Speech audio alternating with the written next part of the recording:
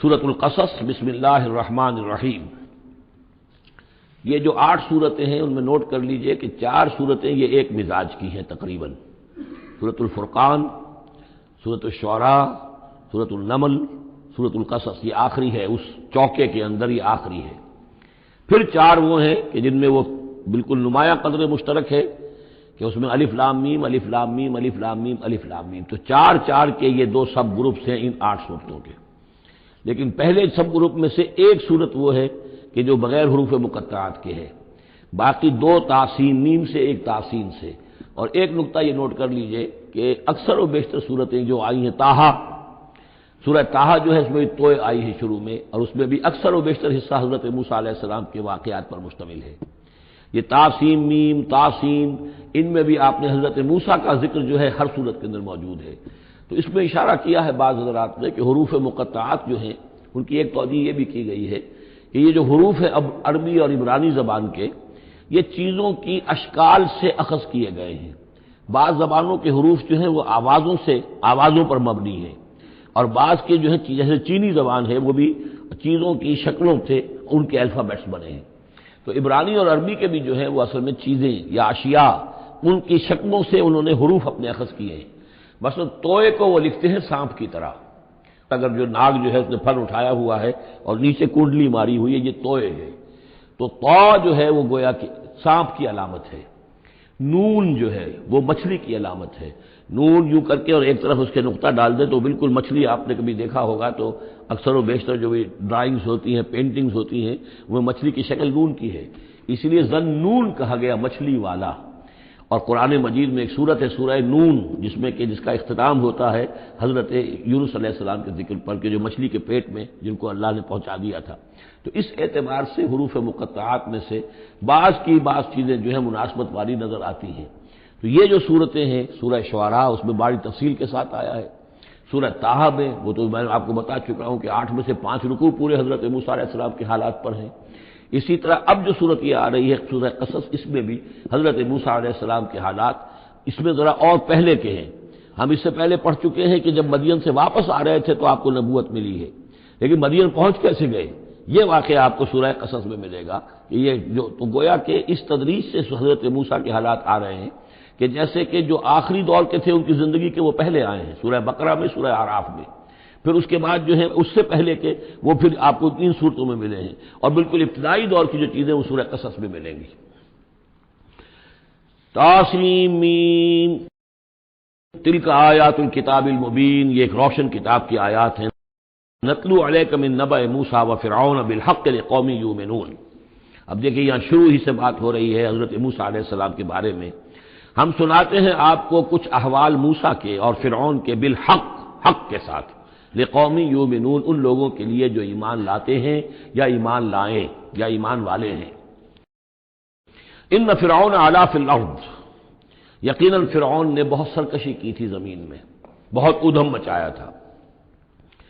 وجعل اہلہا شیعا، اور زمین میں بسنے والوں کو اس نے طبقات میں یا گروہوں میں تقسیم کر دیا تھا، حاکم اور محکوم۔ ایک قوم جو ہے قبطی وہ حاکم تھی اور بنی اسرائیل محکوم۔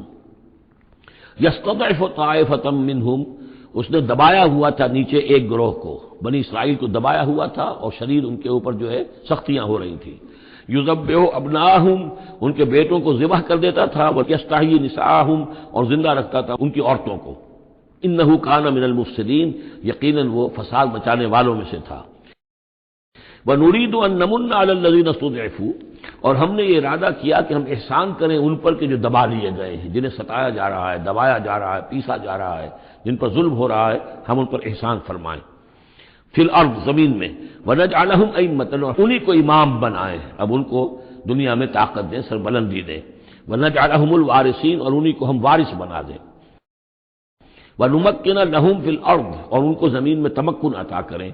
وَنُرِيَ فِرْعَوْنَ وَحَامَانَ وَجُنُودَهُمَا مِنْهُمْ مَا كَانُوا يَحْذَرُونَ، اور دکھا دیں فرعون کو بھی اور حامان کو بھی، حامان ان کا وزیر تھا، اور فرعون کو اور حامان کو، وجنودهما، اور ان دونوں کے لشکروں کو، منہم ما كانوا يحذرون، جس چیز سے وہ ڈرتے تھے۔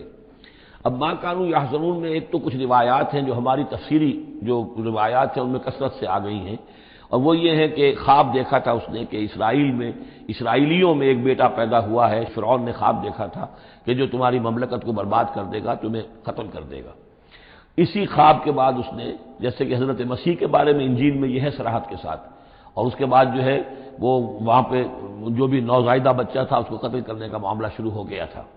یہی معاملہ کہتے ہیں، لیکن قرآن میں بھی اس کا ذکر نہیں ہے اور تورات میں بھی ذکر نہیں ہے، البتہ تالمود میں اس کا ذکر موجود ہے، اور تالمود سے پھر یہ روایات جو ہیں ہماری تفسیری روایات کے اندر آ گئی ہیں۔ ما کانوا یحزنون کی ایک دوسری توجہ یہ بھی ممکن ہے کہ ہو، واللہ عالم، لیکن ایک دوسری توجہ بھی ہے کہ انہیں یہ اندیشہ ہو گیا تھا کہ یہ قوم جو ہے اب اس تیزی کے ساتھ بڑھ رہی ہے، اس کی تعداد اتنی تیزی سے بڑھ رہی ہے کہ یہ ہمارے لیے خطرہ بن سکتے ہیں۔ بالکل وہ معاملہ ہے جو آج سے کوئی 20 سال پہلے ہوا تھا ہندوستان میں، جو نسل بندی کا معاملہ تھا کہ مسلمانوں کی تعداد اتنی تیزی سے بڑھ رہی تھی کہ ہندوؤں کو یہ اندیشہ ہوا کہ ان کی تعداد جو ہے وہ آبادی اتنی تیزی سے بڑھ رہی ہے کہ ہمارے لیے یہ خطرہ بن جائیں گے، لہذا ان کو روکنے کے لیے وہ نسل بندی اور جبری نسل بندی، پھر اس میں طرح طرح کے طریقے اختیار کیے گئے۔ اسی کی وجہ سے پھر وہاں مسلمانوں نے پہلی مرتبہ کانگریس کے خلاف یعنی انتخابی مارکے کے اندر بغاوت کی تھی، جس کی وجہ سے کہ اندرا گاندھی جو ہے ہار گئی تھی۔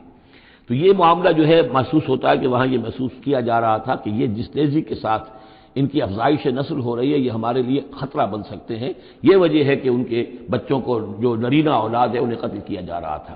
بہرحال یہ دونوں توجیحات ممکن ہے، واللہ عالم۔ وَأَوْحَيْنَا إِلَىٰ أُمِّ مُوسَىٰ أَنْ أَرْضِعِيهِ فَإِذَا خِفْتِ عَلَيْهِ فَأَلْقِيهِ فِي الْيَمِّ، اور ہم نے وحی کر دی موسیٰ کی والدہ کو کہ اسے دودھ پلاتی رہو، اور جب تمہیں اندیشہ ہو کہ کوئی تلاشی کے لیے لوگ آ رہے ہیں اور کوئی پکڑے جانے کا خوف ہے، فَأَلْقِيهِ فِي الْيَمِّ، تو اسے ڈال دینا دریا میں، نیل میں، وَلَا تَخَافِي وَلَا تَحْزَنِي، اور کوئی خوف نہ کھانا، کوئی رنجیدہ مت ہونا، اِنَّا رَادُّوهُ إِلَيْكَ، ہمارا وعدہ ہے کہ ہم اس بچے کو لوٹا دیں گے تمہاری طرف، تمہارے پاس واپس لے آئیں گے، وَجَاعِلُوهُ مِنَ الْمُرْسَلِينَ، اور اسے ہم نے بنانا ہے اپنے رسولوں میں سے۔ فَالْتَقَطَهُ آلُ فِرْعَوْنَ، تو فرعون کے گھر والوں نے اسے اٹھا لیا۔ اسی سے لفظ لقطہ بنا ہے، لقطہ کہتے ہیں کوئی چیز گری پڑی کہیں ہو اس کو اٹھا لیا جائے، تو لقطے کے احکام ہیں پھر شریعت کے اندر۔ فَالْتَقَطَهُ، اٹھا لیا اس کو آلُ فِرْعَوْنَ لِيَكُونَ لَهُمْ عَدُوًّا وَحَزَنًا، آل فرعون نے، فرعون کے گھر والوں نے اسے اٹھا لیا تاکہ وہ بن جائے ان کے لیے دشمن اور غم کا باعث۔ اس کا مطلب یہ نہیں کہ ان کا یہ ارادہ تھا، ان کو یہ معلوم تھا، بلکہ یہ نتیجہ ہے، یہ گویا کہ آخری نتیجہ نکلا اس کا کہ وہی بچہ جس کو انہوں نے نکالا دریائے نیل سے، بعد میں ان کے لیے وہ ایک ان کی تکلیف کا موجب بنا۔ ان فرعون و حامان و جنودہما کانوا خاطئین، یقین فرعون اور حامان اور ان کے لشکر جو ہے وہ چوک گئے، خطا کھائی۔ وقالت امرأۃ فرعون، اور کہا فرعون کی بیوی نے، قرۃ عین لی ولک، یہ آنکھوں کی ٹھنڈک ہوگا یہ بچہ میرے لیے بھی اور تیرے لیے بھی۔ فرعون سے کہا اپنے شوہر سے، لا تقتلوہ، اسے قتل نہ کرو، عسیٰ ان ینفعنا، ہو سکتا ہے یہ ہمیں کوئی نفع پہنچائے، مفید ہو ہمارے لیے، اور نتخذہ ولدا، بالکل وہی الفاظ ہیں جو امرأۃ العزیز نے کہے تھے حضرت یوسف علیہ السلام کے بارے میں، ہو سکتا ہے کہ اس سے ہمیں کوئی فائدہ پہنچے یا ہم اسے اپنا بیٹا بنا لیں۔ وَهُمْ لَا يَشْعُرُونَ، اور انہیں اندازہ نہیں تھا کہ وہ کیا کر رہے ہیں۔ وَأَصْبَحَ فُؤَادُ أُمِّ مُوسَىٰ فَارِغًا، اور ادھر موسیٰ کی والدہ کے جذبات جو ہیں اس کے اندر ہیجان پیدا ہو گیا، ان کا دل جو ہے اڑ گیا، اڑا ہو گیا، یعنی جس کو کہتے ہیں کہ دل کے اندر 100 طرح کے ان کے وسوسے پیدا ہوئے۔ ان کادت لتبدی بہی، وہ تو اس درجے مضطر ہو گئی تھی کہ شاید ظاہر ہی کر دیتی، بھانڈا ہی پھوڑ دیتی۔ لولا ان ربطنا علی قلبہا، اگر ہم نے اس کے دل کو مضبوط نہ کر دیا ہوتا، اس کو باندھ نہ دیا ہوتا، ڈھارس نہ دی ہوتی اس کے دل کو، لتکون من المؤمنین، تاکہ وہ ہو جائے ایمان والوں میں سے۔ وقالت لاختہ قصیہ، اور موسیٰ کی والدہ نے کہا اپنی بیٹی سے جو کہ بہن تھی حضرت موسیٰ کی، کہا اس کی بہن سے ذرا اس کے پیچھے پیچھے چل۔ فبصرت، وہ دیکھتی رہی، بہی اس کو، عن جنب، اجنبی ہو کر، کہ جیسے میرا کوئی تعلق نہیں ہے، لیکن یہ کہ بہرحال اتفاقاً میں بھی دریا کے کنارے جا رہی تھی، میں نے یہ دیکھا ہے کہ صندوق چلا آ رہا ہے۔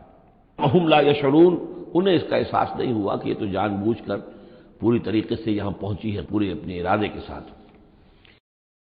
وحرمنا علیہ المراضع من قبل، اور ہم نے حرام کر دی تھی ان پر تمام دودھ پلانے والیاں حضرت موسیٰ پر اس سے پہلے، یعنی یہ کہ اس بہن کے پہنچنے سے پہلے پہلے انہوں نے بہت سی خواتین کو بلایا تھا جو دودھ پلا سکتی تھی اس کو، لیکن کسی کا دودھ جو ہے وہ پینا قبول نہیں کیا حضرت موسیٰ نے۔ یہ ساری چیزیں اللہ کی طرف سے ہیں، اس کی مشیت ہے، اس کی تقدیر سے ہو رہا ہے۔